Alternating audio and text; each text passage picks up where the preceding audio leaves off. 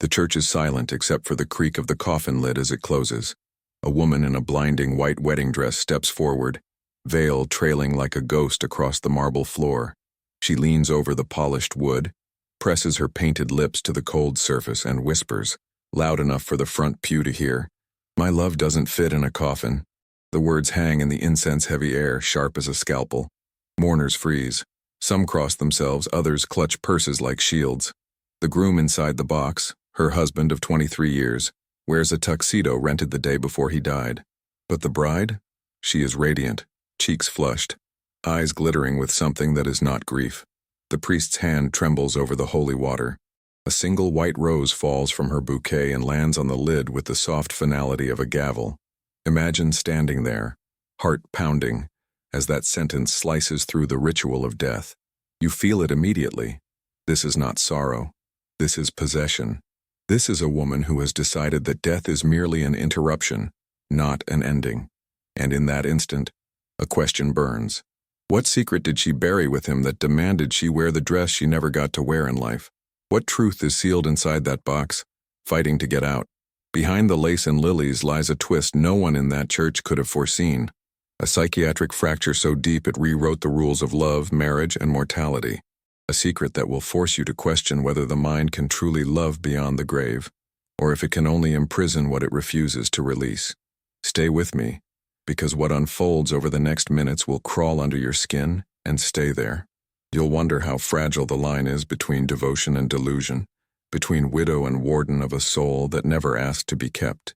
This case, drawn from the shadowed files of the American Monsters series, exposes how a single obsession can eclipse reason, how grief can calcify into something monstrous. It reminds us that anyone, your neighbor, your spouse, even the reflection in the mirror, can harbor a darkness that blooms in silence until it demands a stage. And today, that stage is a funeral. If this opening has already coiled unease in your chest, prove you're ready to descend further. Tap the like button so this story reaches those who crave the inexplicable. And in the comments write, "I'm ready to discover the truth about this story." By doing so, you join a circle of truth seekers who refuse to look away from the abyss. Welcome. You belong here. Prepare yourself, because what comes next contains a key revelation that will forever change the way you see the human mind. 3 weeks before the funeral, the mirror in the master bathroom shattered without a sound. Evelyn Harper, 47, auburn hair pinned in the same loose bun every morning since 1987, stood barefoot on the cool tile. Toothbrush paused mid-stroke. The glass fractured in a perfect spiderweb from the center, as though something inside her reflection had punched outward. She did not flinch. Instead, she smiled, small and private, the way a child smiles when a secret is confirmed. "You're still here," she whispered to the broken image. The bristles of the toothbrush dripped mint foam onto the porcelain sink like pale blood. That same morning, Dr. Leonard Weiss, the couple's longtime neighbor and Evelyn's unofficial confidant, found a Polaroid slipped under his office door at the community clinic. It showed Evelyn and her husband Daniel on their wedding day, except the photo was dated 2001 and Daniel had died in 1998. The timestamp glowed red in the corner, 10/14/01. In the picture, Evelyn wore the same white dress she would later don for the coffin, but the veil was lifted, her eyes locked on the camera with a hunger that made Leonard's stomach fold in on itself. On the back, in Evelyn's looping cursive, he promised forever. "I'm keeping my end." Leonard had known the Harpers since the early 80s, when Daniel was still a rising architect sketching dream houses on cocktail napkins, and Evelyn taught 3rd grade with a gentleness that made parents cry at conferences. He remembered the night Daniel collapsed in their driveway. Heart attack, instantaneous, age 49. Evelyn had knelt beside the body, arranging his limbs as if he were merely asleep, then asked Leonard to help carry him inside because he'll catch cold on the concrete. The paramedics arrived to find her humming their first dance song, Daniel's head cradled in her lap like a groom across the threshold. After the burial, simple closed casket, autumn leaves skittering across the plot, Evelyn stopped leaving the house. Curtains stayed drawn, mail piled up until the postman left it in a plastic bin. Leonard checked on her weekly, bringing casseroles she never touched. Each visit she greeted him in a different decade of fashion. Monday, a 1980s power suit with shoulder pads sharp enough to cut. Wednesday, a 1994 sundress printed with tiny lemons. Friday, the ivory silk slip she wore the night Daniel proposed. She spoke to Leonard as if Daniel were in the next room, calling out, "Len, tell him the coffee's too weak again." The house smelled of gardenias left too long in water, sweet and faintly rotting. Leonard began keeping a notebook. Not for science, he was a GP, not a psychiatrist, but because the details gnawed at him. He wrote, Day 47, post-death. E claims D rearranged the spice rack alphabetically while she slept. Day 52. Found wedding album open to a page that wasn't there before. Photo of E and D cutting a cake shaped like their house. Cake in photo is chocolate. They had vanilla. Day 59. Mirror incident. No impact source. Glass convex. As if pressure from within. He started asking gentle questions. Evelyn's answers were lucid, linear, terrifying in their certainty. Daniel hates the new subdivision, she said one afternoon, folding laundry that smelled of his cologne. Says the roofs are too steep. Souls slide off in the rain. When Leonard pressed about grief counseling, her smile flattened. Grief is for people who believe in endings. The Polaroid haunted him most. He took it to a photography shop in the next town. The clerk, a kid with a lip ring, examined the timestamp under a loupe. Metadata's clean. Shot on a Spectra camera, discontinued in '99. Film's impossible to find now. Leonard's pulse thrummed in his ears. He slipped the photo into his coat pocket and did not tell Evelyn he had it. That night he dreamed of the mirror. In the dream, Evelyn stood behind her own reflection, pressing her palms against the glass from the inside. Her mouth moved. "Let me out." When Leonard woke, his bedroom mirror bore a hairline crack he could not explain. Back at the Harper house, Evelyn had begun sewing. The dining room table, once cluttered with Daniel's blueprints, was now a battlefield of satin and seed pearls. She worked by candlelight, needle flashing, humming the wedding march in a minor key. Leonard watched from the doorway as she held up the half-finished gown. "Almost ready," she told the empty room. "Hebosm needs more lift." He always loved the neckline. She did not see Leonard. Her eyes were fixed on a point just beyond the chandelier, where the air seemed to shimmer like heat above asphalt. Leonard's notebook filled faster. He wrote about the temperature drops in the hallway, the way the grandfather clock gained 7 minutes every night, the single gardenia that bloomed out of season on the porch railing. He wrote about Evelyn's pupils, pinpricks one day, blown wide the next, as if something else were adjusting the aperture of her soul. He underlined a phrase she repeated like a prayer: "My love doesn't fit in a coffin." On the evening of October 13th, 2001, 3 years to the day since Daniel's death, Leonard received a phone call. Evelyn's voice was bright, almost girlish. "Tomorrow we renew our vows. You'll stand witness, won't you, Len?" Daniel insists. Before he could answer, the line went dead. He stared at the receiver, then at the Polaroid on his desk. The timestamp now read 10/14/01/3:47 a.m., the exact minute he had picked up the phone. He drove to the house through a storm that felt personal. Rain lashed the windshield in sheets. The wipers couldn't keep up.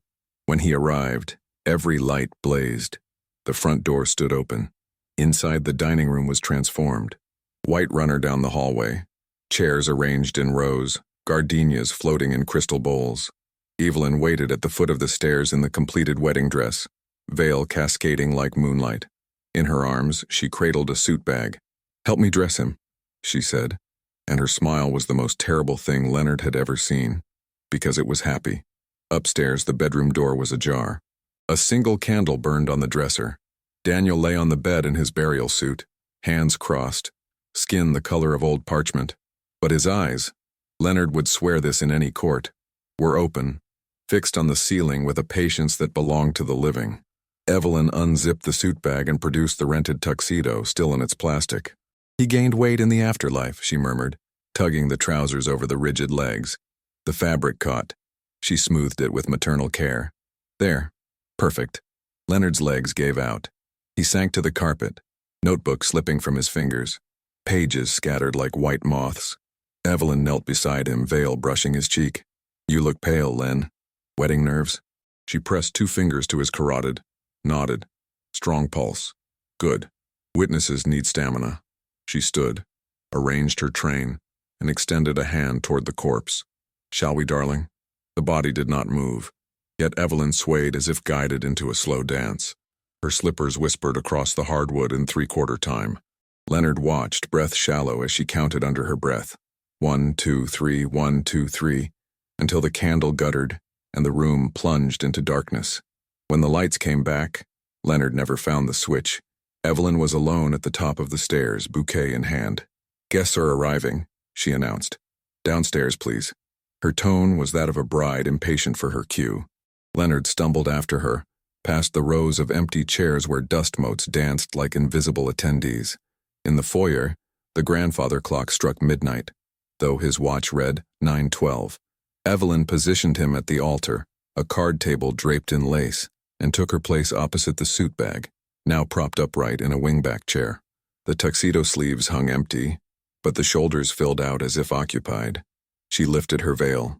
"Dearly beloved," she began, voice resonant, "we are gathered here to join this man and this woman in eternal matrimony." Thunder answered outside. Lightning illuminated the room in staccato flashes, and for one impossible second Leonard saw Daniel standing beside her, translucent but smiling, hand extended to take hers. The vow exchange was brief. Evelyn spoke for both. "I, Evelyn, take you, Daniel, in sickness and in health, in body and in spirit, until the stars burn out." She slipped a new ring, platinum identical to the original, onto the suit's lifeless finger. It fit perfectly. Then she turned to Leonard. "Your turn." He tried to speak. No sound emerged. Evelyn waited, patient as snowfall. Finally he croaked, "I pronounce you." The sentence died. She beamed anyway. Sealed. She kissed the air where Daniel's mouth would have been. The candle in the bedroom reignited on its own. Later, minutes, hours, Leonard found himself in his car, engine running, windshield wipers beating a frantic rhythm. He did not remember leaving. The Harper house receded in the rear view, every window glowing like a jack-o'-lantern. In the passenger seat lay his notebook, open to a fresh page. Someone had written in Evelyn's cursive, "See you at the funeral, witness." He drove straight to the police station, but the desk sergeant knew him, knew the Harpers, and sent him home with a warning about prank calls. Exhausted, Leonard collapsed on his couch.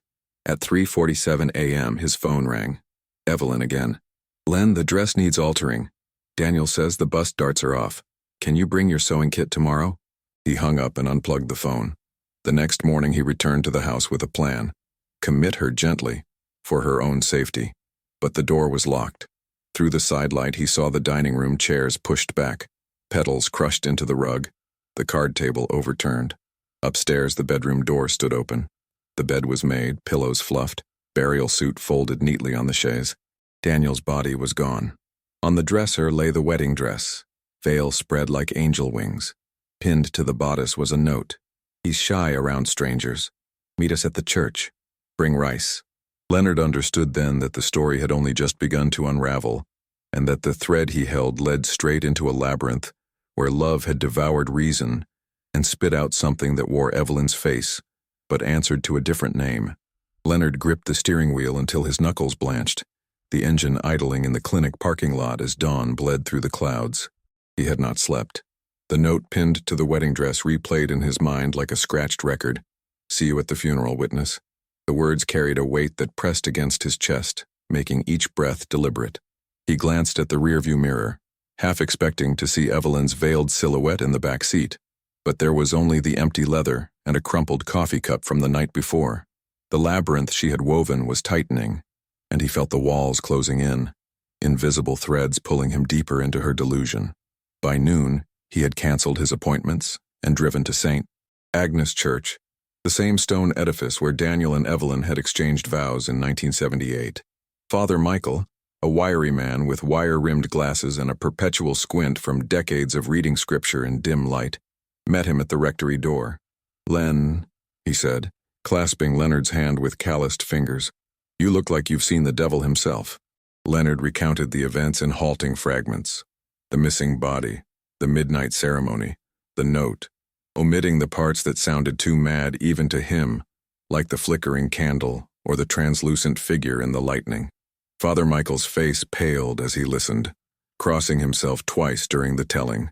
He led Leonard into the vestry, where the air smelled of beeswax and old books. On the desk lay a ledger of parish events open to the current month. "She called yesterday," the priest admitted, voice low as if the walls might overhear. Booked a memorial service for today at 3. Said it was for renewal, not remembrance. I thought it grief-talking, widows do odd things, but she insisted on the bridal party entrance. He flipped the page. Evelyn's signature looped across the line. Dated October 14, 2001, with a heart dotted above the I in Harper. They searched the church together, starting in the nave where sunlight slanted through stained glass, casting jewel-toned patterns on the pews. No sign of Evelyn or the body. The altar was bare, save for a forgotten hymnal. In the basement crypt, cool and echoing with the drip of unseen water, they found nothing but cobwebs and stacked folding chairs. Leonard's flashlight beam danced over the stone walls, revealing faint etchings, names and dates from centuries past, lovers and lost ones commemorated in chisel marks. One caught his eye, E&D forever, scratched low near the floor. Fresh. The grooves still held dust. Upstairs in the bell tower, accessed by a spiral stair that creaked under their weight, they discovered the first anomaly. The ropes hung slack, but the largest bell hummed faintly, as if vibrating from a recent toll. On the wooden beam above, someone had tied a bouquet of wilted gardenias with a white ribbon. Petals littered the floor like confetti from a forsaken celebration. Father Michael touched the flowers. They crumbled to powder. These were fresh yesterday, he murmured. I arranged them for a baptism. Leonard felt a chill snake up his spine, unrelated to the draft. He descended the stairs 2 at a time, pulse echoing in his ears like footsteps behind him. Back in the vestry, he rifled through his notebook, pages now dog-eared and ink-smeared. He added, bell hums without cause, etching in crypt. Her hand, flowers decayed overnight. The patterns were coalescing, a mosaic of impossibilities that pointed to Evelyn's unraveling psyche, yet each piece felt orchestrated, as if she were directing a play where reality bent to her script. As the afternoon waned, parishioners began arriving. Old friends of the Harpers, drawn by whispers or invitations Leonard suspected Evelyn had sent in secret. Mrs. Clara Thorne, Evelyn's former teaching colleague, clutched a lace handkerchief, eyes darting. She phoned last night, Clara confided to Leonard in the foyer. Said Daniel wanted us all here to celebrate. Sounded so alive. I thought it a dream until I found the card on my doorstep this morning. She produced it, ivory stock embossed with gold script. Join us for the eternal union. No address, no time, yet here they were. The crowd swelled to 24, murmuring in clusters. Leonard spotted familiar faces. The architect who had apprenticed under Daniel. The couple from next door who hosted barbecues in the 90s. No one mentioned the body. Perhaps they assumed it metaphor. Father Michael donned his vestments, face etched with reluctance. He pulled Leonard aside. I can't proceed if it's desecration, but she sounded desperate. What if this is her way of letting go? At precisely 3, the organ groaned to life, playing Mendelssohn's Wedding March in a key that sounded slightly off, notes lingering too long. The doors swung open, no one touched them, and Evelyn entered, radiant in the wedding dress, veil obscuring her features like a shroud. In her arms she carried a long white box, lid ajar, from which protruded a tuxedo sleeve. Gasps rippled through the assembly. Leonard froze in the aisle, notebook forgotten in his pocket. She glided forward, steps measured, as if floating on an invisible current. The box was heavy. Her arms strained under the weight, yet her posture remained impeccable. Dear friends, she announced, voice echoing off the vaulted ceiling. Thank you for bearing witness. She placed the box on the altar steps, adjusted the sleeve so it hung naturally, then lifted her veil. Her eyes were clear, makeup flawless, but the pupils, Leonard noted, were mismatched. One dilated as if staring into light, the other contracted into shadow. Father Michael approached, Bible trembling in his grasp. Evelyn, this isn't... She silenced him with a raised hand. Renewal, Father. As promised. She opened the box fully. Inside lay Daniel's body, dressed in the tuxedo, hands folded over a single gardenia. The skin was preserved unnaturally, smooth, almost luminous, defying 3 years underground. No odor of decay. Instead, the faint scent of cologne wafted up, the same brand Daniel wore on date nights. The congregation shifted uneasily. Clara Thorne fainted into her husband's arms. Leonard edged closer, medical instincts overriding fear. He touched Daniel's wrist. No pulse, yet the flesh yielded like living tissue, warm to the touch. Impossible. He withdrew his hand, fingers tingling as if shocked. Evelyn knelt beside the box, smoothing the lapels. "My love," she whispered, audible only to those nearest, "doesn't fit in a coffin." She traced his cheek with a gloved finger, and for a split second Leonard swore the eyelid fluttered. The organ swelled again, unbidden, drowning out the murmurs. Father Michael began the rite haltingly, words tumbling like stones down a well. "We gather to honor," Evelyn interrupted, reciting vows from memory, her voice intertwining with his like harmony. "In life and beyond, I thee wed." She slipped a ring onto Daniel's finger. It matched the one from the midnight ceremony, and kissed the cold lips. The church fell silent. Even the organ ceased. Then chaos bloomed quietly. A woman in the back row stood, pointing. "He's breathing." Whispers cascaded. Leonard leaned in again, ear to the chest. Nothing. But the gardenia on Daniel's lapel, wilted moments ago, now bloomed fresh, petals unfurling like a time-lapse film. Evelyn rose, triumphant. "See? Eternal." She turned to the crowd, arms outstretched. "Join us in celebration." No one moved. Father Michael closed his Bible with a snap. "This ends now." He signaled 2 ushers to remove the box, but as they approached, the lid slammed shut on its own, latch clicking. The ushers recoiled. Leonard intervened, voice steady despite the tremor in his core. "Evelyn, let's go home." She smiled at him, pitying. "Home is here, Len. With him." She gestured to the box, which now vibrated faintly, as if something inside stirred. The service dissolved into murmurs and exits. Parishioners filed out, casting backward glances. Clara paused at the door, whispering to Leonard, "She's not alone in there. Something's with her." He nodded, knowing she meant more than grief. As the church emptied, Evelyn remained at the altar, humming softly. Father Michael retreated to the sacristy, muttering prayers. Leonard stayed, watching her dance slow circles around the box, veil trailing like a comet's tail. The stained glass darkened as clouds gathered outside, thunder rumbling in the distance. That evening, alone in his office, Leonard pored over medical texts, dissociative disorders, shared psychosis, even folklore on revenants. Nothing fit. He phoned a psychiatrist colleague in Boston, describing symptoms anonymously. "Sounds like Capgras syndrome variant," the voice crackled over the line, "but with hallucinatory persistence, or folie à deux if she's convinced others." Leonard hung up, unsatisfied. The delusion was spreading. He felt it in his own doubts, the way the mirror in his bathroom now reflected shadows that shouldn't be there. Midnight brought a knock at his door. On the porch stood Evelyn, dress muddied at the hem, box nowhere in sight. "Len," she said, eyes pleading for the first time, "help me bury him properly. He won't stay down." Her hands trembled, the gloves were torn. Behind her, the church loomed in the distance, steeple piercing the moonlit sky like a needle. Leonard let her in, notebook at the ready. The labyrinth had turned a corner, revealing a new passage where delusion bled into something tangible, and he wondered if he was witness or participant in the unraveling. Leonard hesitated at the threshold, rain pattering on the porch awning like impatient fingers. Evelyn stood there, wedding dress sodden and clinging, veil matted to her shoulders like seaweed. Her eyes held a fragility he hadn't seen before, cracks in the porcelain of her certainty. "Please, Len," she whispered, glancing over her shoulder at the darkened street where shadows pooled under street lamps. He stepped aside, and she entered, leaving wet footprints on the hardwood that evaporated almost immediately, as if the house absorbed her presence. He led her to the living room, flipping on lamps that cast warm circles but failed to dispel the chill she brought. She perched on the edge of the couch, hands folded in her lap, gloves shredded at the fingertips revealing nails bitten to the quick.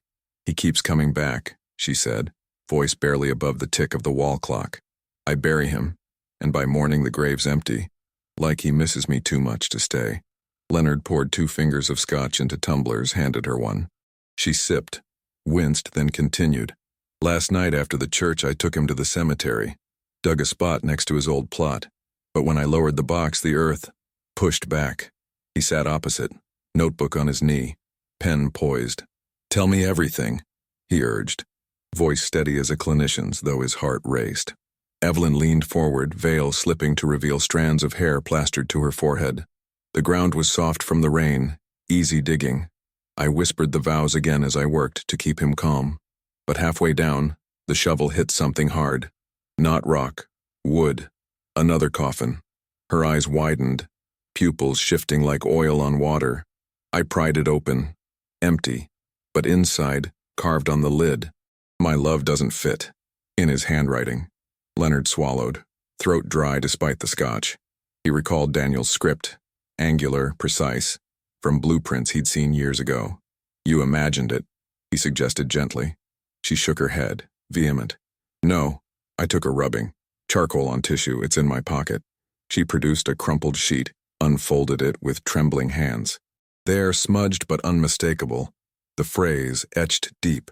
He traced the letters, feeling the indentations through the paper, as if the words pulsed with residual intent. Emboldened, she pressed on. "I finished the hole anyway, placed him in, covered it over, said goodbye, for the 100th time. But as I walked away, I heard it, scratching, from below."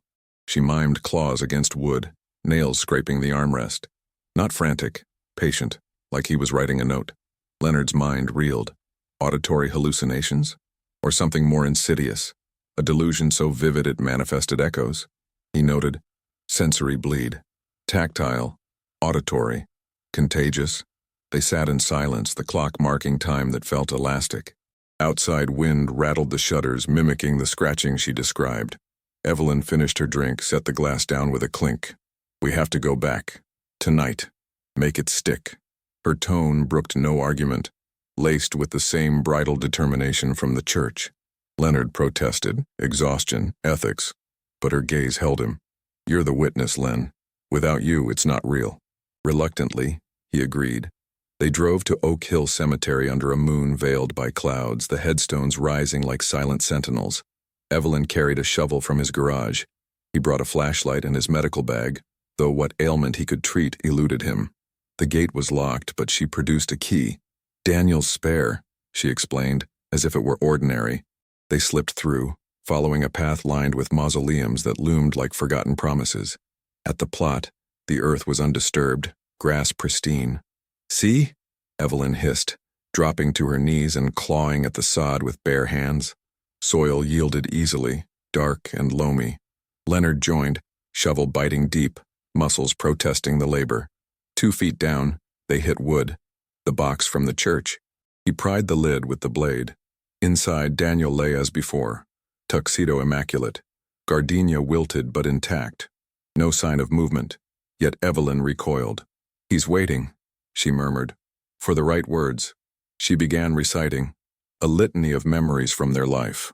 The 1985 honeymoon in Cape Cod, waves crashing as they danced barefoot.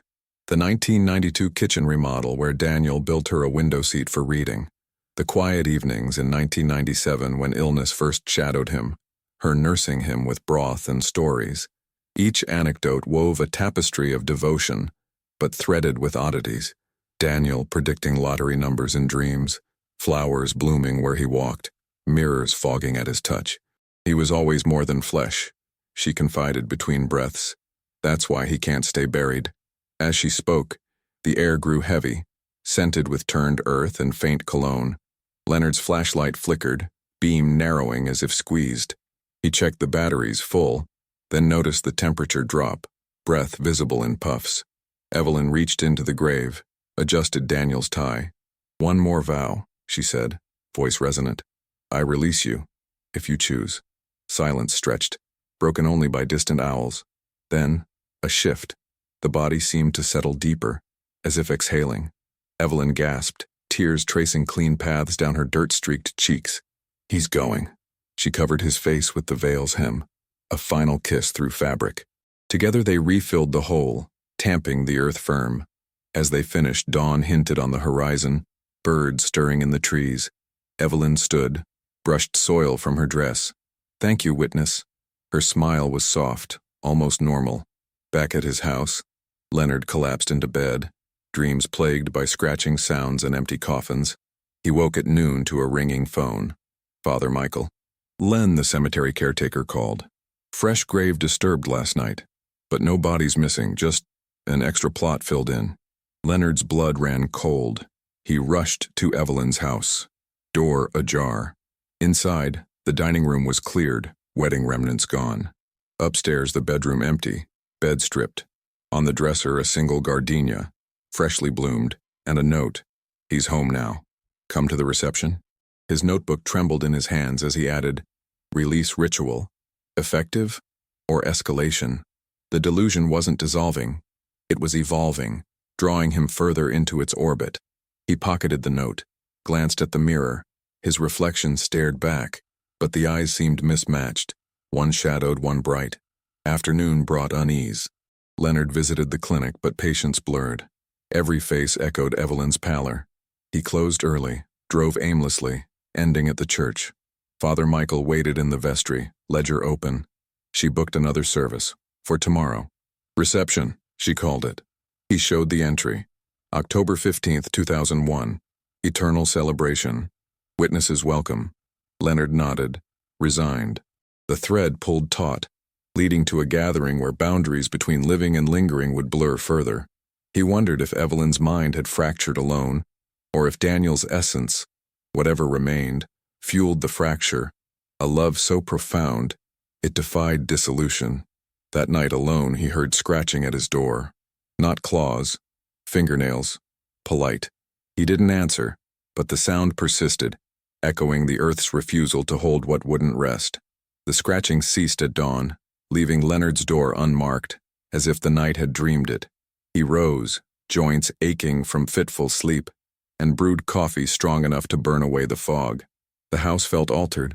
Shadows lingered in corners where light should have reached, and the mirror in the hall reflected his face with a subtle asymmetry, one cheekbone higher than before. He dismissed it as fatigue, but the notebook entry was terse. Nocturnal auditory, self-induced, or external corroboration. The delusion's tendrils were creeping, blurring the line where Evelyn's mind ended and his began. By mid-morning he arrived at St. Agnes, the church bells tolling 11 like a belated warning. The parking lot held a scattering of cars, familiar plates from the previous day's attendees. Inside, the nave was transformed. Tables draped in white linen, centerpieces of gardenias floating in shallow bowls, place cards scripted in Evelyn's hand. Soft music played from an unseen source, a string quartet rendition of their wedding waltz, looping seamlessly. Evelyn moved among the setups, adjusting napkins with bridal precision, dressed pristine despite the night's labors. "Len," she greeted, eyes lighting with genuine warmth. "You're early. Help with the favors?" She gestured to a basket of tiny boxes, each tied with ribbon. He opened one. Inside, a silver key charm engraved with "Eternal." "For unlocking memories," she explained, tying another. Daniel picked them out. Her casual reference to the dead unnerved him. It was as if the burial had reset her, infusing calm where frenzy had reigned. Guests trickled in, expressions a mix of curiosity and concern. Clara Thorne arrived with a covered dish, potluck style, as per the invitation that had appeared on doorsteps overnight. "I couldn't not come," she confided to Leonard, setting down a casserole. "It's like she's pulling us into her world." Others nodded agreements, clustering in whispers. The architect apprentice, now graying at the temples, examined a framed photo on the altar. Evelyn and Daniel at a 1995 gala, but the date stamp read 2001. "Shopped?" he muttered. Leonard shook his head. The paper felt aged, ink faded appropriately. Evelyn called order with a tinkling bell.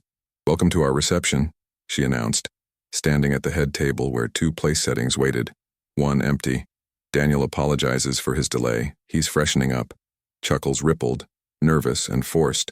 She raised a glass of champagne, bubbles rising lazily. "To love that endures." The toast echoed, glasses clinking like fragile alliances. Leonard sipped, noting the vintage. 1978, their wedding year. Bottles lined a sideboard, labels pristine, as if cellared from the original event. As conversations flowed, anomalies surfaced subtly. A woman in pearl earrings leaned toward Leonard. "I swear I saw him." In the vestibule, adjusting his cufflinks. He followed her gaze. The space was empty, but a faint cologne lingered. Another guest, the next-door neighbor, described a dream from the night before. Daniel knocking politely, asking for entry to the party. "Felt so real," he said, rubbing his arms against a sudden chill. Leonard's notebook filled. Collective suggestion, or propagated hallucination. Evelyn circulated, sharing anecdotes that bridged decades. Remember the 1989 storm? Daniel boarded the windows while I baked scones. Heads nodded, but details shifted. Some recalled rain, others snow. Timelines overlapped impossibly. She paused at Leonard's table, veil now pinned back like a crown. "Witness? Your speech?"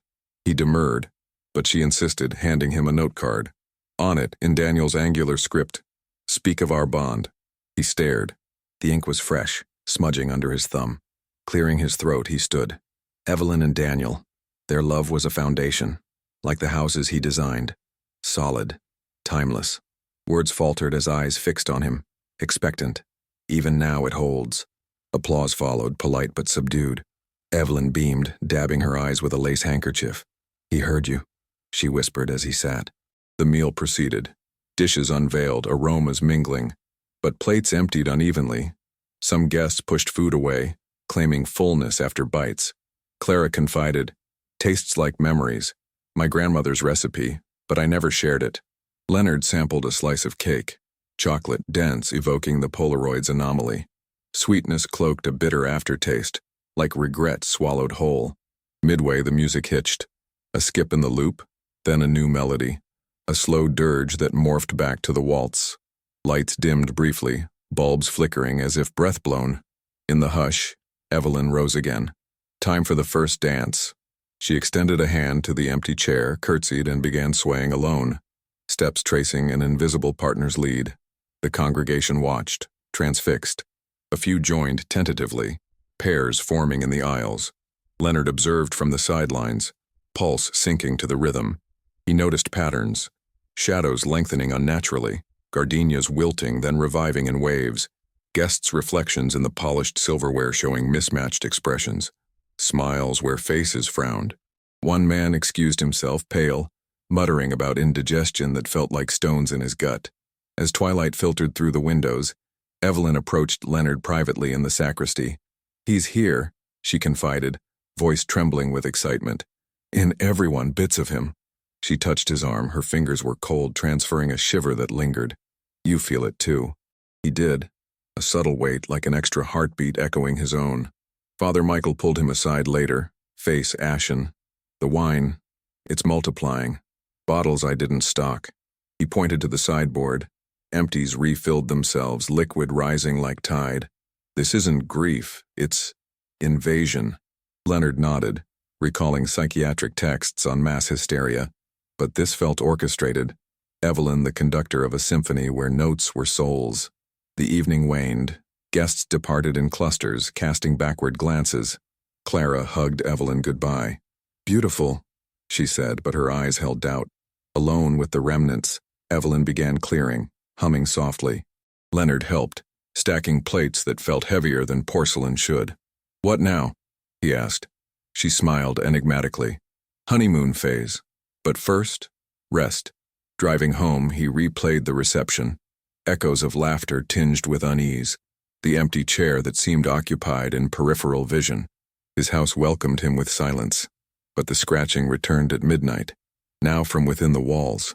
Polite insistences like invitations extended. Sleep evaded. Instead, visions. Daniel's face in the crowd, superimposed on guests, a mosaic of borrowed features. Morning brought a package on his doorstep. No sender. Inside, a key charm, engraved, "Witness." Attached note, "Join us for the next chapter." The handwriting blended Evelyn's loops with Daniel's angles, a hybrid that chilled deeper than the autumn air. Leonard pocketed it. Notebook entry lengthy. Reception as conduit. Delusion disseminated. Personal involvement escalating. He sensed the story pivoting. Evelyn's fracture inviting others to share the burden.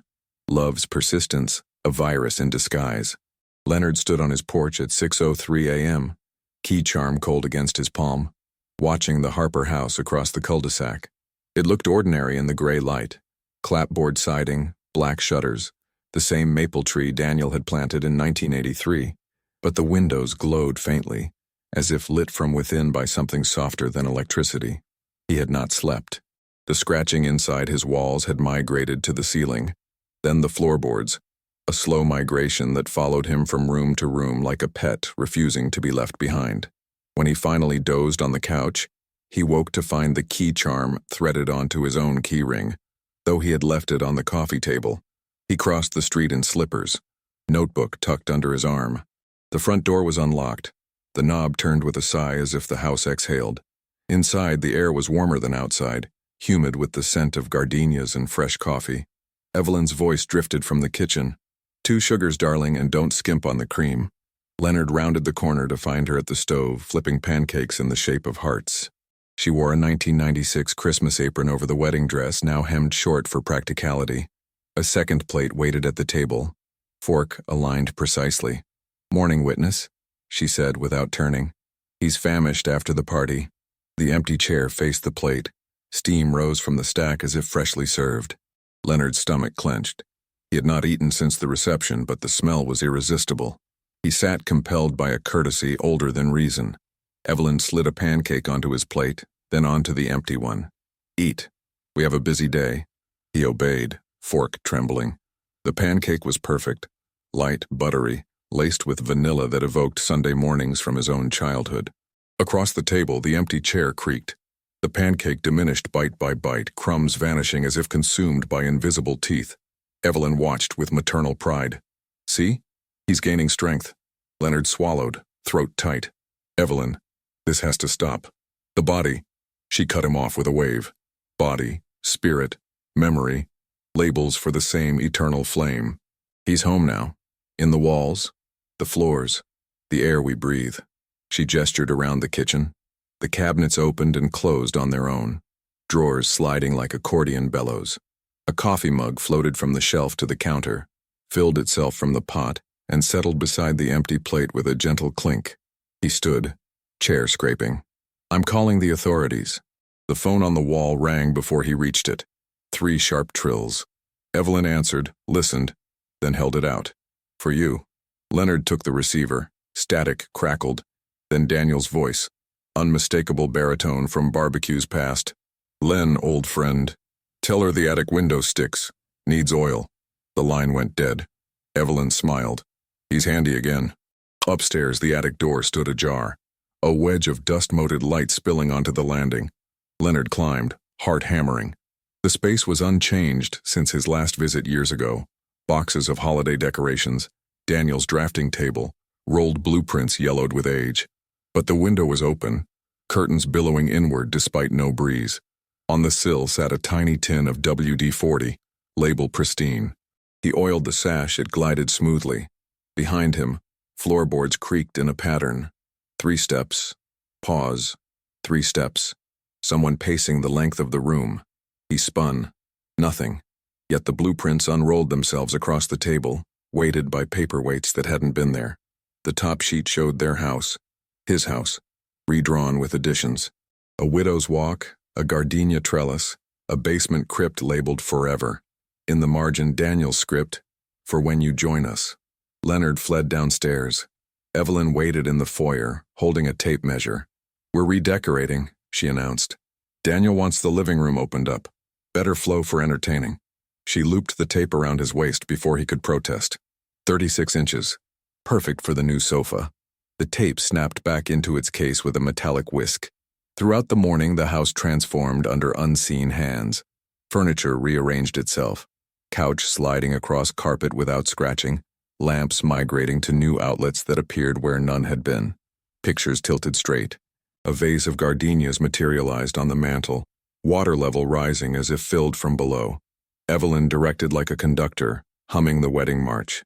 "He always had an eye for space," she said, watching a bookshelf assemble itself from scattered planks. Leonard's attempts to leave failed. The front door refused to unlatch, the knob spun uselessly. Windows showed the street but wouldn't open. His cell phone displayed full bars yet connected to no one. Dial tone replaced by faint breathing. He retreated to the guest room, barricaded the door with a dresser, and wrote feverishly, "House as extension of delusion. Architectural psychosis? Containment expanding." The walls seemed to pulse, a subtle thrum like a distant heartbeat. At noon, Evelyn knocked politely. "Lunch, witness." The door opened inward despite the barricade. She carried a tray. Grilled cheese cut into hearts, tomato soup steaming. His favorite. The second plate was half-eaten. Leonard ate mechanically, tasting childhood comfort laced with dread. As he finished, the soup in the empty bowl lowered in perfect synchronization with his own. Afternoon brought visitors, uninvited yet expected. Clara Thorne arrived with a pie, eyes glassy. "I dreamed the recipe," she said, setting it on the counter where it sliced itself into even wedges. The architect apprentice followed, carrying swatches. "Daniel sent me. Says the walls need warmth." He pinned samples to the dining room. Colors shifted under his fingers, settling on a soft ivory that matched the wedding dress. By dusk, the house breathed openly. Lights dimmed and brightened with conversation volume. The grandfather clock, silent since Daniel's death, chimed the hour, then added an extra stroke, as if marking a 13th month. Guests mingled in the expanded living room, furniture accommodating the crowd without crowding. Laughter echoed, but faces blurred at the edges, features slipping like watercolor. Leonard cornered Evelyn in the kitchen amid the clatter of self-washing dishes. "This isn't real," he hissed. She dried her hands on the apron, expression serene. "Real enough to hold us." She led him to the basement door. Newly installed, oak with a brass knob engraved E&D. Stairs descended into darkness that smelled of earth and cologne. At the bottom, a chamber, walls lined with mirrors reflecting infinite regressions of the couple. Evelyn in her dress, Daniel in tuxedo, arms entwined. In the center, a four-poster bed draped in white satin, pillows plump. "Our suite," she explained. "For the honeymoon that never ends." The mirrors fogged in sequence, clearing to show scenes.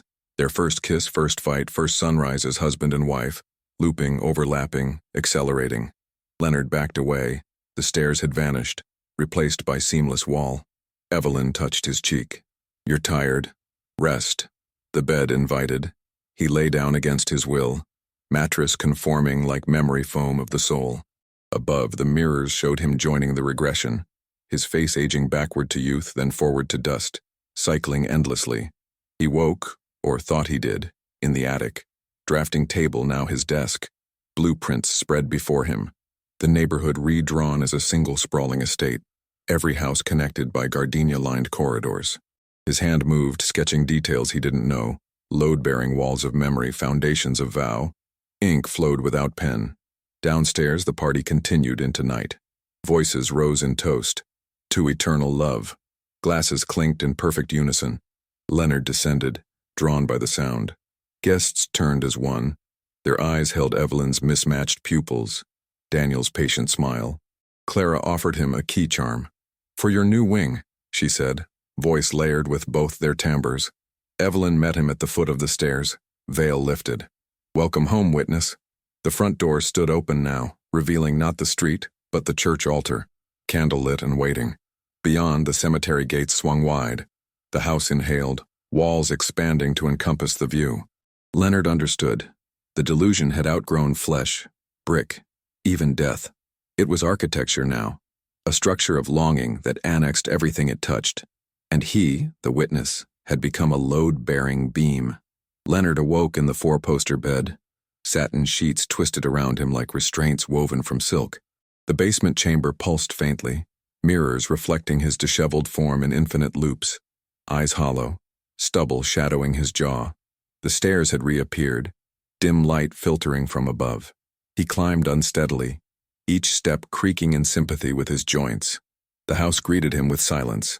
No humming appliances, no self-arranging furniture. Evelyn stood in the kitchen, stirring oatmeal at the stove, apron tied neatly. "Slept well?" she asked, spooning portions into 3 bowls. One for her, one for him, one empty. The empty bowl steamed as if filled with invisible sustenance. He sat, appetite absent but compelled by habit. "I need to go," he said, voice ragged. She nodded absently. "Daniel understands, but take this." She slid a blueprint across the table, the neighborhood redesign from the attic, now detailed with annotations in hybrid script. Streets curved into heart shapes, houses linked by covered walkways labeled memory lanes. His own home was circled, witness wing. For reference, she added, folding it into his pocket.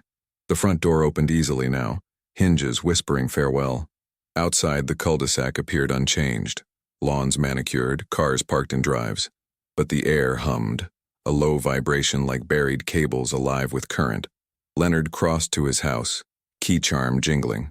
Inside, familiarity jarred.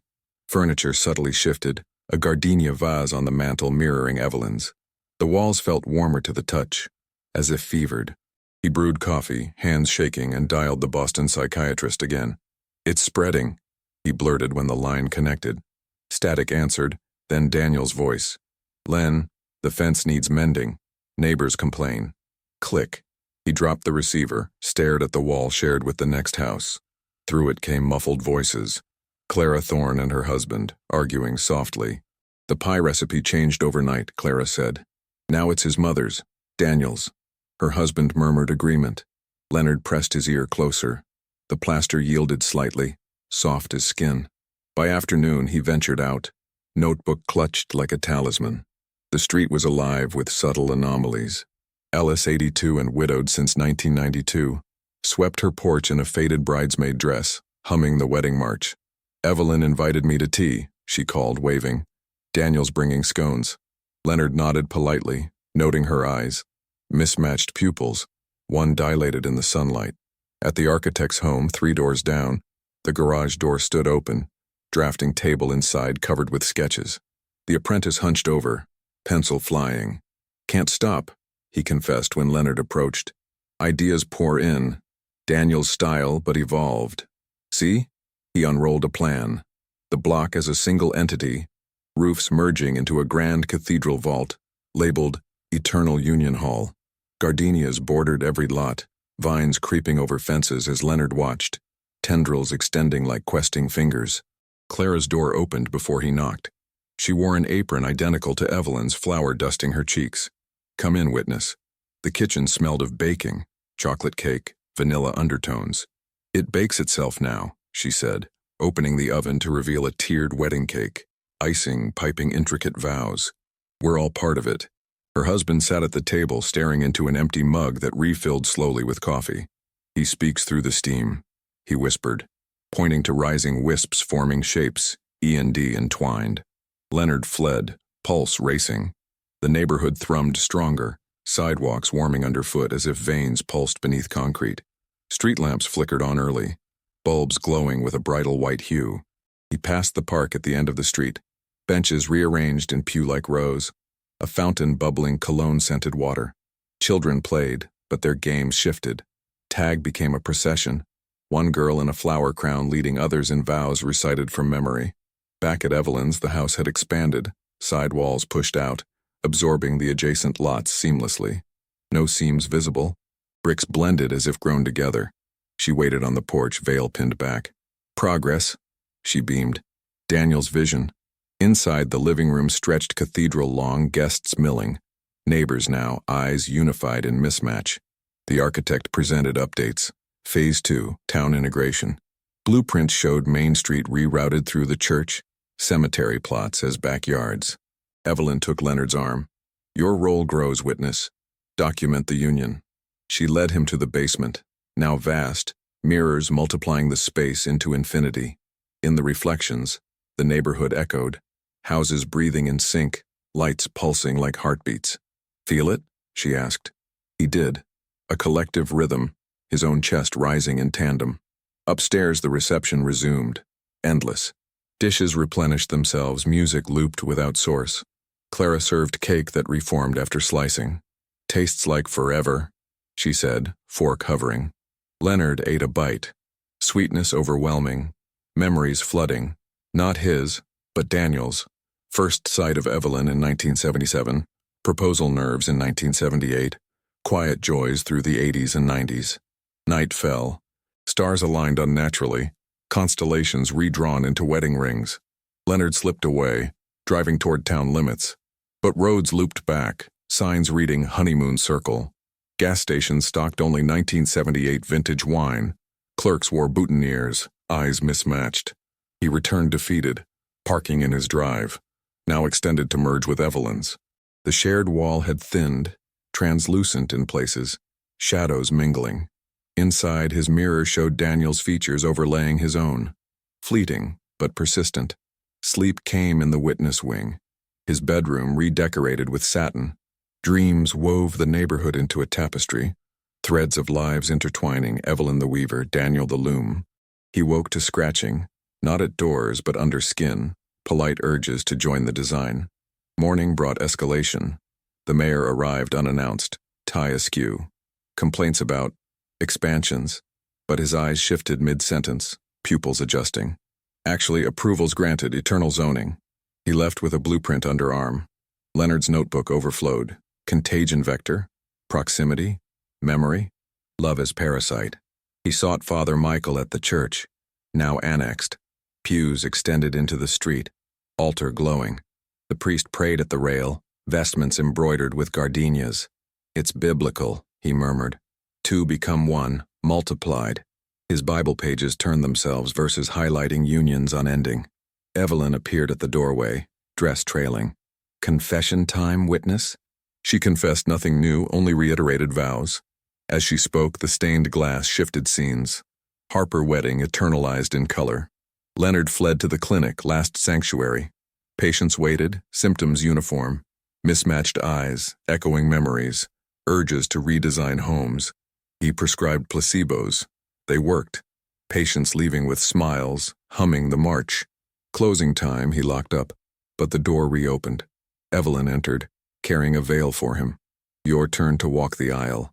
Resistance crumbled. The neighborhood's pulse synced his steps back to the house. That breathed, now a heart-pumping devotion through streets turned veins. Leonard paced the expanded foyer of the Harper house. Now a grand hall with ceilings vaulted like a chapel, chandeliers blooming from fixtures that hadn't existed yesterday. The walls whispered faintly, echoes of conversations from neighboring homes filtering through the plaster like osmosis. Evelyn sat on a newly manifested chaise, veil draped over her arm like a surrendered flag, watching him with eyes that held both her softness and Daniel's architectural precision. The design evolves, she said, folding the blueprint with care. You're seeing the framework now, witness. Every beam a promise, every nail a vow. He stopped, pressing palms to the wall, warm, yielding slightly under pressure as if testing his resolve. Through it came Clara's voice, clear as if she stood beside him. The cake needs more vanilla, Daniel's touch. Then her husband's reply, layered with a baritone undertone. It's perfect, love. Leonard pulled away, skin tingling. The neighborhood's pulse synced with his own, a collective rhythm that made solitude impossible. He glanced at the mirror above the mantel. His reflection stared back, but flanked by faint outlines of others. Clara's profile, the architect's silhouette, even Father Michael's stooped form, all with mismatched eyes gazing inward. By midday, the annexation accelerated. Leonard stepped outside. Fences had dissolved overnight, lawns merging into a seamless green expanse dotted with gardenia hedges that grew in real time, vines twining like lovers' fingers. Mrs. Ellis's porch now connected directly to Evelyn's via a covered walkway, doors aligned perfectly. She waved from her rocker, bridesmaid dress fluttering. Tea at 3, she called. Daniel's brewing. Her teapot whistled from within, unplugged yet steaming. He wandered the transformed block, notebook heavy in his pocket. The architect's garage had expanded into a studio annex, blueprints papering the walls. Town hall redrawn as a bridal suite, library stacks as vow archives. The apprentice worked tirelessly, hands guided by invisible corrections, lines straightening themselves, erasures appearing where errors bloomed. He critiques in the margins, the man said, showing a sheet where red ink manifested. Curve the arch, eternal embrace. Leonard touched the note, ink smeared fresh. At the park, now a central courtyard, benches formed a circular altar, fountains spraying water that shimmered with cologne essence. Children sat in a ring reciting vows and sing-song, in sickness and health forever and ever. Their teacher, a young woman from the 90s cohort, supervised with a bouquet in hand. Curriculum update, she explained to Leonard. Love's history. One child offered him a crayon drawing, houses fused, stick figures and wedding attire, labeled, Our Family. The mayor's car pulled up at the curb, now curved into a loop that fed back into itself. He emerged, briefcase bulging with permits that printed themselves from the ether. Zoning harmonized, he announced to no one, eyes mismatched as he shook Leonard's hand. Eternal District approved. Behind him, street signs rewrote, Honeymoon Lane, Vow Avenue, Witness Way, pointing directly to Leonard's door. Evelyn met him at the courtyard's edge, dress hem brushing the grass that parted for her steps. "See the beauty?" she asked, gesturing to the unified landscape. "No divisions, just us." She linked arms with him, leading back to the house. Neighbors converged en route. Clara with a tray of self-slicing cake. Father Michael clutching a Bible that flipped pages to matrimonial passages. "The flock unites," the priest intoned, voice echoing with Daniel's timbre. Inside, the hall hosted an impromptu gathering. Furniture arranged itself into conversational clusters. Drinks poured from decanters that refilled mid-sip. Conversations overlapped in harmony. Reminiscences of Daniel's barbecues blending with Evelyn's school tales. Timelines weaving impossibly. 1980s storms discussed alongside 2000s events as if concurrent. Leonard listened, noting the hybrid speech. Sentences starting in one voice, ending in another's. A mirror wall dominated one side, reflecting the assembly infinitely. In the depths, figures multiplied. Not just present guests, but absent ones. The postman from 1994, Daniel's old clients, even Leonard's deceased parents, all attired for a wedding. He approached, breath fogging the glass. His reflection reached out unbidden, hand pressing from inside. "Join," it mouthed silently. Evelyn noticed, pulled him away gently. "Not yet. Your testimony first." She handed him the notebook, pages now filled with entries he hadn't written. Delusion as democracy. Votes cast in heartbeats. He flipped through, sketches of the neighborhood appeared, inked in Daniel's style. Afternoon deepened the integration. Power lines hummed with the wedding waltz, street lamps pulsing in rhythm. Homes breathed in unison, windows opening and closing like eyelids. Clara's husband reported his basement flooding, not with water but memories. Photo albums surfacing from floors, showing blended families, her children with Daniel's eyes. Leonard sought refuge in the church, now the neighborhood's nave. Pews extended across what was once the road.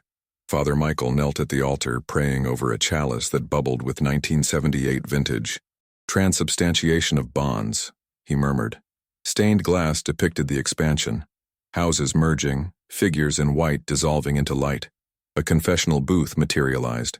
Inside, whispers confessed undying loves, voices a chorus. As dusk fell, the multitude gathered in Evelyn's hall, now vast enough for all. Evelyn stood on a dais, veil cascading.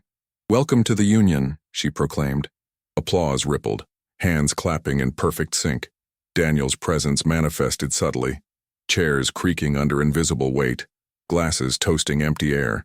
Leonard felt the pull, a warmth spreading from his chest, sinking breaths. His notebook entries wrote themselves. Witness becomes participant. He resisted, clutching the key charm. "This isn't real," he whispered. Evelyn overheard, smiled sadly.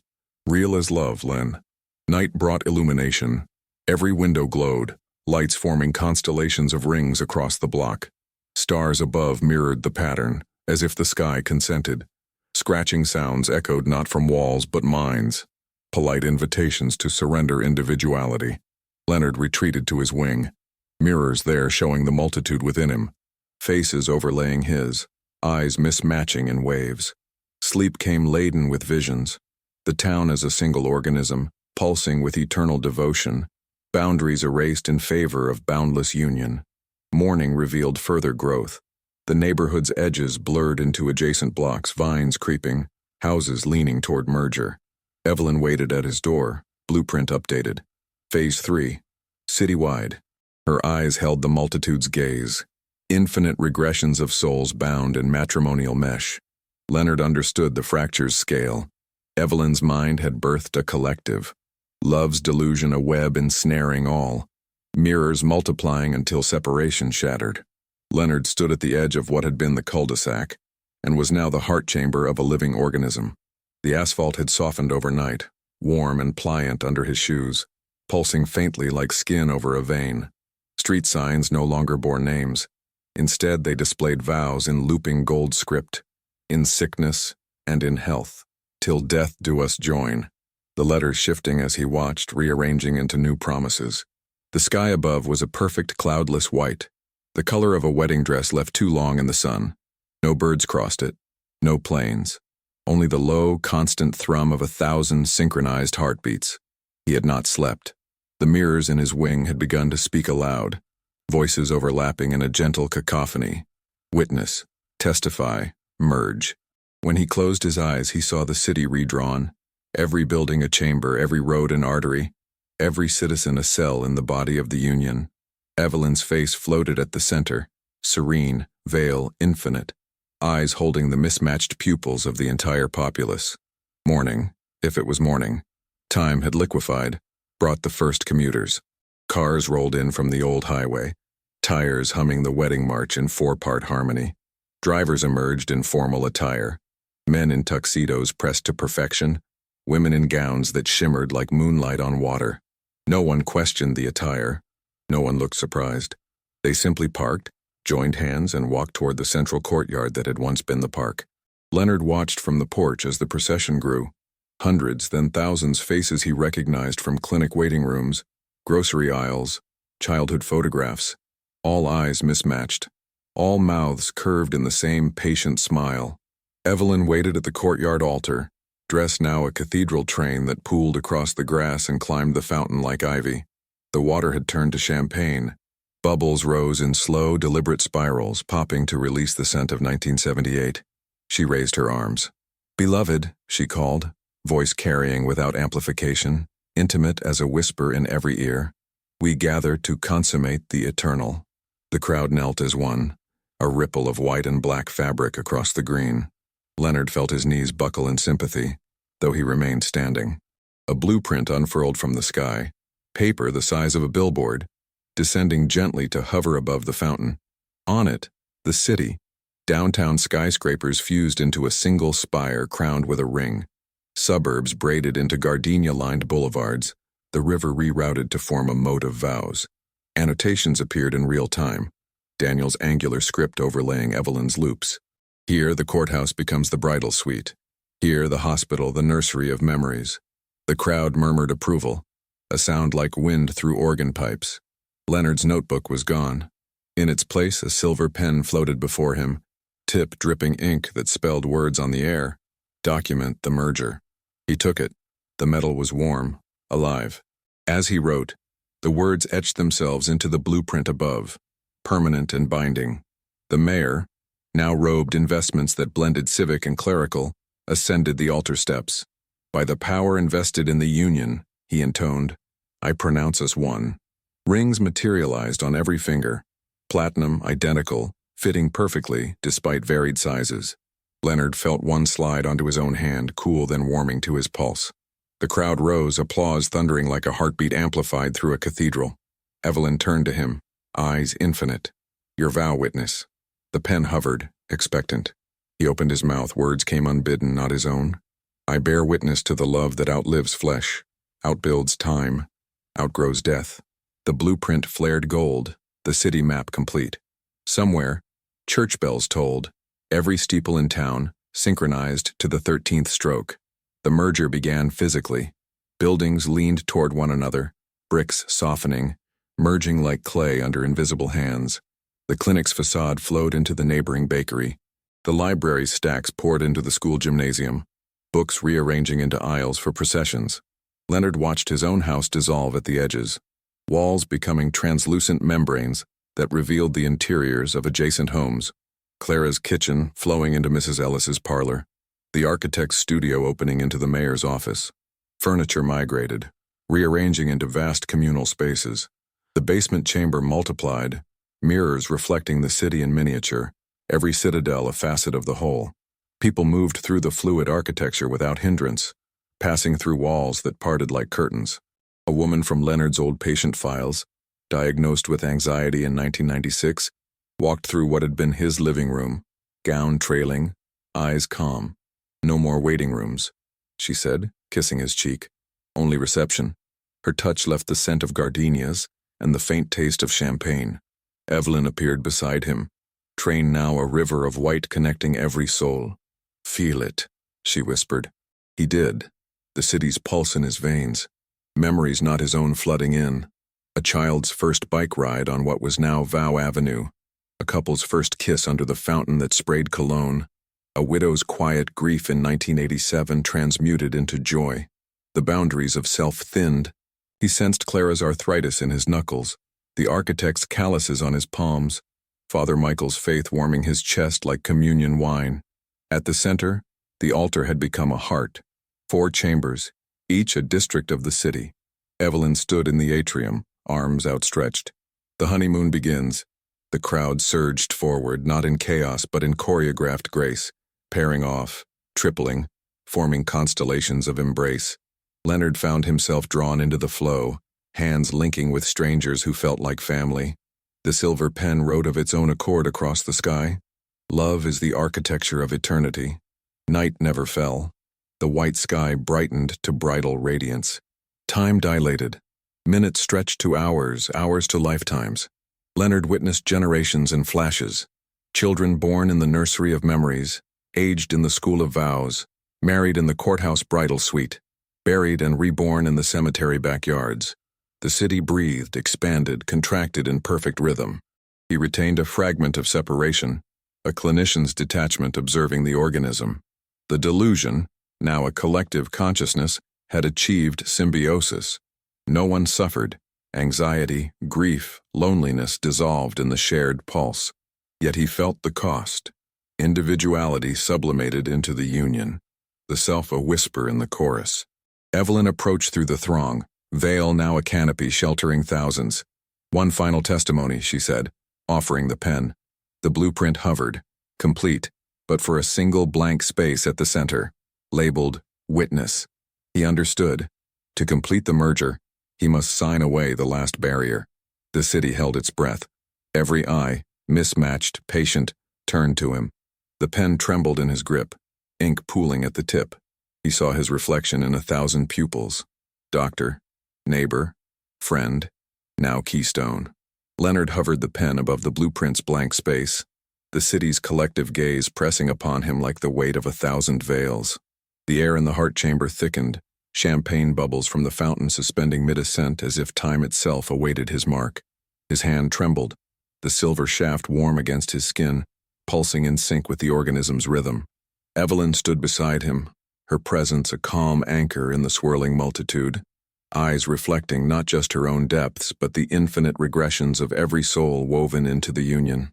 "Complete us," she murmured, voice a chorus of whispers from the crowd, Clara's gentle urging, Father Michael's solemn benediction, the architect's precise encouragement.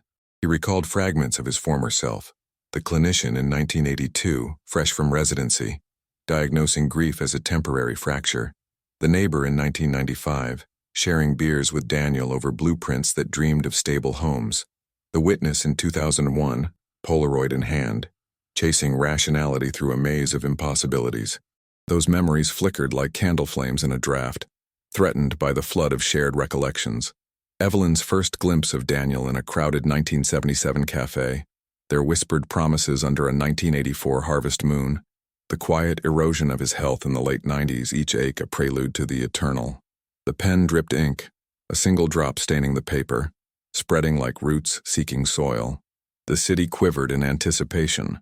Buildings along the spire, once separate towers of commerce and culture, leaned inward, facades softening into a single breathing monolith. The river moat stilled, its surface mirroring the white sky in perfect, unbroken calm. Citizens paused in their eternal dances, hands linked in chains that spanned districts, breaths held in unison. Leonard felt their expectancy in his chest, a tightness that mimicked devotion, blurring the line between coercion and consent. Was this madness or transcendence?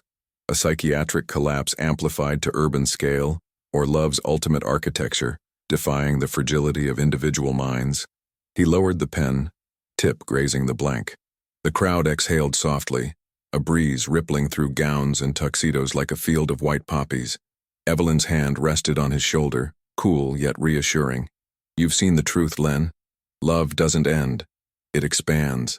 Her words evoked the initial fracture, the shattered mirror in her bathroom, the Polaroid's impossible date, the body's refusal to stay buried. What began as one woman's delusion had metastasized, her obsession a blueprint for collective immersion. where grief transmuted into perpetual celebration. As the nib pressed, ink flowed, not black, but a shimmering ivory that matched her dress. Letters formed under his guidance, yet not entirely his. I, Leonard Weiss, bear eternal witness to the union that dissolves all separations. The blueprint absorbed the signature, lines glowing as the map finalized. A subtle shift occurred. The city's pulse quickened, then harmonized into a single, resounding beat. Walls that had been membranes solidified into seamless unity. Reflections in every window showed not individuals but a composite face. Evelyn's grace, Daniel's resolve, Leonard's skepticism woven into acceptance. The fountain erupted gently, champagne arcing in celebratory fountains that rained down as gardenia petals. The crowd moved as one, a wave of embraces that enveloped Leonard. Clara hugged him, her arthritis gone, eyes now perfectly matched in shared vision. "We're whole," she whispered. Father Michael blessed the assembly, Bible pages turning to a New Testament of unending vows. The architect nodded approval, blueprints folding themselves into origami rings distributed to all. Evelyn stepped back, veil lifting of its own accord to reveal a face radiant with fulfillment. "Thank you, witness. The design is complete." But in her eyes, Leonard glimpsed a flicker, a momentary mismatch, as if a shadow of doubt lingered. The city inhaled deeply, lights brightening to an almost blinding white, stars above realigning into an infinite canopy of linked rings. Time resumed its elastic flow, but now without edges. Days blended into perpetual honeymoon, nights into receptions that never ended. Leonard wandered the monolith's corridors, once streets, now veins of light and memory. He passed chambers where families merged histories, a 1980s wedding photo overlaying a 2000s birth certificate, children reciting vows as lullabies.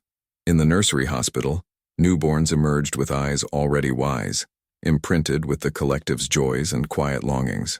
The library archives held not books but living narratives, pages that wrote themselves as lives unfolded, every story a thread in the tapestry. Yet amid the harmony, subtle dissonances emerged. A citizen in a distant wing, once a solitary librarian from 1993, paused in the dance, hand-clutching chest as if feeling an echo of isolation. Another, a young man from the suburbs, stared at his ring, fingers twitching as if to remove it.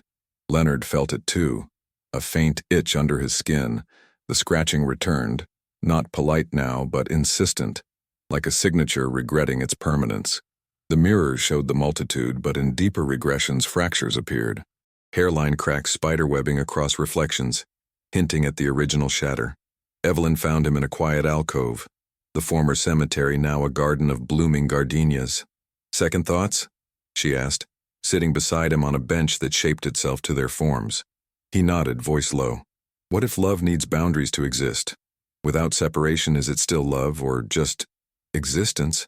Her smile faltered, a rare vulnerability surfacing. Daniel wondered that too in the end, but we chose this. She touched the blueprint, now framed on the wall, his signature pulsing faintly. The city responded to his unease, a slight tremor, buildings shifting minutely as if adjusting for discomfort. The crowd's rhythm hitched, eyes turning toward the alcove with collective concern. Evelyn rose, veil descending. "The union holds. Doubts are part of the design, they strengthen the bonds." But as she walked away, her train caught on a gardenia root, tearing a small rent in the fabric. Petals wilted at the edges, a brief decay before reviving. Leonard remained, pen still in hand, ink dried but warm. The scratching intensified within him, a personal echo of the Earth's earlier refusals. He understood now. The delusion's pinnacle was not unity, but the perpetual tension of holding it together. His testimony had sealed the structure, but fractures, born of human fragility, would always lurk, waiting for a witness to notice. The white sky dimmed imperceptibly, a hint of shadow creeping at the horizons. The city breathed on, eternal yet ever on the verge of remembering what it had surrendered. As the ink of Leonard's signature dried on the blueprint, the city settled into its new form, a vast breathing entity where every street whispered vows and every building held the echo of a shared heartbeat. Evelyn stood at the center of it all, her wedding dress now a living fabric that wove through the monolith, connecting souls in an intricate web of devotion. The white sky above pulsed softly, a canopy that sheltered the eternal union from the harsh judgments of separation and solitude. Leonard, once the steadfast witness, now felt the collective flow through him, memories of countless lives blending into a single narrative, where grief no longer existed as a solitary shadow, but dissolved into the light of perpetual togetherness. Yet, in the quiet alcoves of this grand design, faint echoes persisted, the subtle scratching of doubts like faint etchings on a mirror's surface, reminding that even in unity, the human mind harbors hidden fractures, delicate lines where love and delusion intersect. The story of Evelyn Harper and her undying bond with Daniel reveals a profound truth about the fragility of the psyche, how a single thread of obsession, born from the deepest wells of affection, can unravel into a tapestry that engulfs everything it touches. Set against the backdrop of the late 1990s and early 2000s, when the world was on the cusp of digital connections, yet still rooted in the tangible warmth of human touch, this case from the American Monsters series exposes the mind's capacity to reshape reality. It shows us that love, in its most intense form, can transcend the boundaries of life and death. But at what cost? When devotion becomes a structure that imprisons rather than liberates, it forces us to question the very foundations of our own perceptions, whether the reflections we see in our daily mirrors are truly our own, or echoes of something we've refused to release. This narrative lingers as a cautionary whisper. The human mind is a labyrinth where emotions can build empires, but those empires are built on sands that shift with every unspoken fear. You've made it to the end, brave seeker of shadows. Not everyone dares to follow this path into the depths, where the inexplicable stares back and challenges the soul. By staying with me through every twist and revelation, you've proven yourself part of an elite circle, those who confront the enigmatic without flinching, who embrace the unease that comes with peering into the cracks of the human condition. Congratulations. You've emerged from this dark tunnel with eyes adjusted to truths that others might never glimpse. Your perseverance marks you as a true explorer of the mind's hidden realms, where few venture and even fewer return unchanged. Now, to seal your place in this journey, I invite you to share your reflection in the comments below. Write this exact phrase: "This story revealed the shadows in my own mind." By doing so, you'll signal to the most dedicated followers that you're one of us, a guardian of these untold secrets. Your words will weave you into our community, a network of inquisitive souls who gather around these flames of the forbidden, exchanging insights that illuminate what society prefers to keep shrouded. Together, we build a sanctuary for the curious, where questions about the psyche's mysteries find answers in shared whispers, strengthening our collective resolve to uncover what lies beneath the surface. But don't stop there. Understand the vital role you play in spreading this veil-lifting knowledge. Share this video far and wide, like casting seeds into a fertile night soil where forgotten truths take root and bloom into awareness. Imagine it. Your share could be the key that unlocks a door for someone lost in their own labyrinth, pulling them from isolation into the light of understanding. In a world that hurries past the strange and sinister, your action ensures these stories don't fade into obscurity, but instead ripple outward, touching minds that hunger for the enigmatic just as you do. And to truly anchor yourself in this pursuit, hit that subscribe button now. Think of it as stepping through a mirror into a realm where the inexplicable becomes your companion, a shadowy ally that walks beside you in the quiet hours. Subscribing binds you to our unique fellowship, a cadre of decoders who sift through the sands of the psyche for buried enigmas, feeling the thrill of discovery that keeps the ordinary at bay. You'll receive notifications like subtle scratches at your door, inviting you into new tales that stir the soul and challenge the senses. Keep watching, my fellow travelers of the twilight paths. Let your curiosity for the disturbing and enigmatic burn brightly, a lantern against the encroaching mundane. There are more cases waiting in the wings, more psychiatric puzzles that twist the familiar into the profound, more secrets that beg to be unearthed. Until next time, remember, in the architecture of the mind, love may build eternal structures, but it's the hidden fractures that make us truly human. Stay vigilant, stay intrigued, and let the mysteries find you.